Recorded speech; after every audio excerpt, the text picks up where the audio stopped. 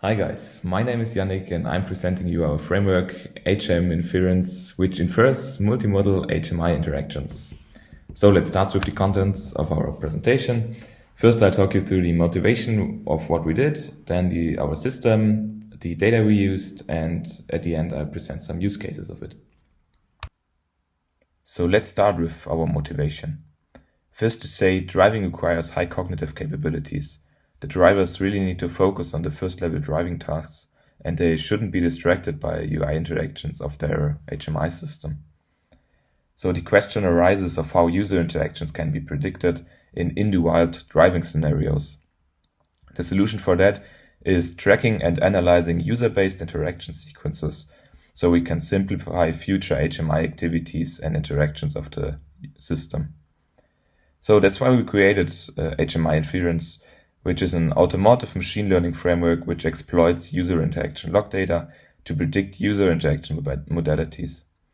With our work, we want to advance areas where user interaction prediction for in-car scenarios is required, for example, to enable adaptive system designs. Here you can see an overview of the data preparation architecture.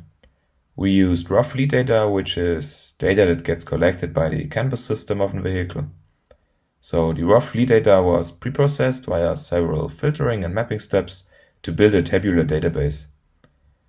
To make the fleet data more readable, we mapped it with lists which make the signals more readable.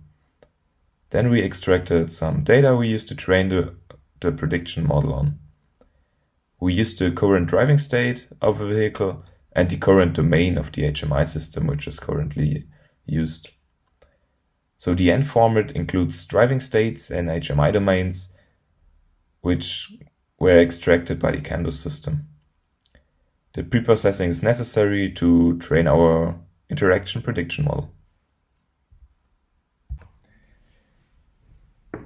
We perform a person-anonymized yet user-approved data collection to get unbiased interaction behavior of vehicle usage and preserve the driver's privacy. The collected fleet data is acquired from road sports cars with regular design and equipment.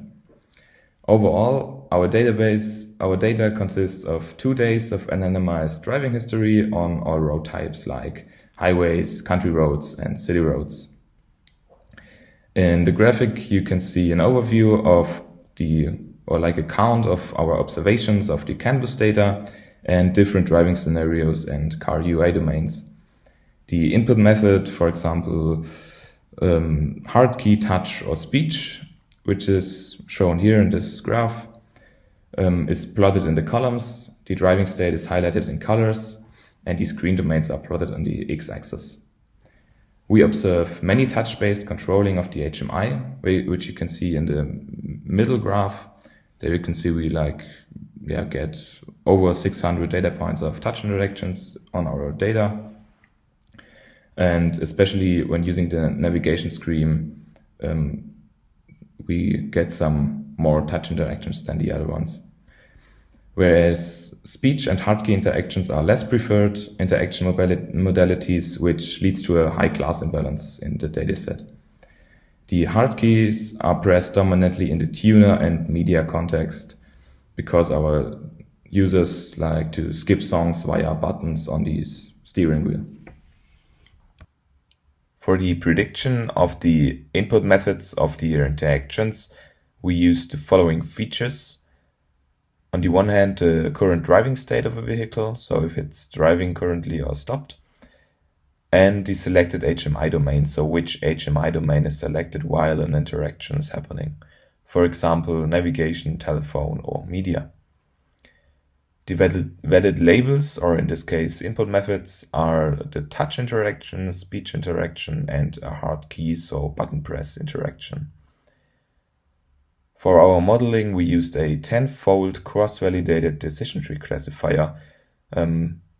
We used it especially because the classifier achieved the best performance of all tested classifiers, and we wanted to avoid overfitting. Now, here you can see the confusion matrix of our model. We observe our system's overall capability to distinguish touch from hard key and speech interactions.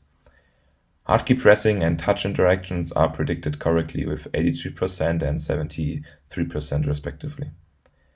Speech interactions are often falsely predicted, to be fair.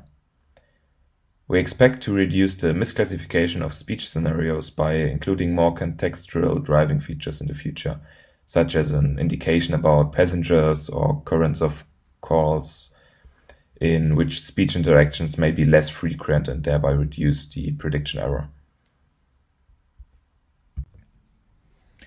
Here you can see our decision tree we used, or which the model created. So as you can see here, I'll show it to you real quick. If we are in the screen context car, for example, and in the driving state 1, which means we are currently driving, so the driving state is true. So if we are driving and we are in the context car, then as you can see here, we get a third class predicted, which is in this case the touch prediction.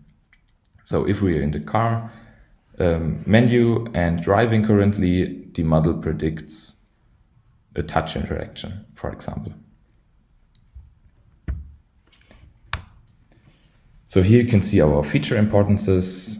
We observe positive feature weight importances assigned in the screen domain of car and tone, which may be due to the fact that some interactions forms can be directly predicted from being only in these domains, like for example only touch interactions in these context menus. The driving state also achieves a positive feature importance and contributes value information about the interaction classification outcome. However, looking at the negative feature importances on the bottom, which means that the specific feature makes the overall loss go up, we observed that the navigation domain feature exhibits such behavior. It can be inferred that the variable is not important for the prediction or is not being crucial to the classification system. So to sum it all up, minimizing user interactions can be taken as an objective of automotive UI design. This objective is based on the assumption that every manual input is justified by the vehicle's inability to correctly predict the best action required by user intent or driving context for a given point in time. HMInference reduces the amount of interactions by constant interaction modality prediction. By querying the model periodically, we can continuously estimate the answer to the question: if the user were to interact with the system right now, which modality would the interaction take? This prediction can then be used to prepare for the interaction itself. From that point of view, we derive two use cases for our framework. One is the guiding the user focus, so actively guide the user to his most probable next interaction by, for example, highlighting the UI or buttons in any way so the driver can mainly stay focused on his driving task and then can take the interaction itself. Reducing display interactions is another use case. The HMI system could perform interaction on its own in some typical driving scenarios to not distract the driver. So the presented implementation surely has some limitations as well. Further analysis should involve a study by collecting, training, and evaluating HMInference on more data to account for substantial heterogeneity across drivers and routes. We would also like to experimentally combine other in-car sensory inputs to predict interaction on top of the driving state and the HMI context.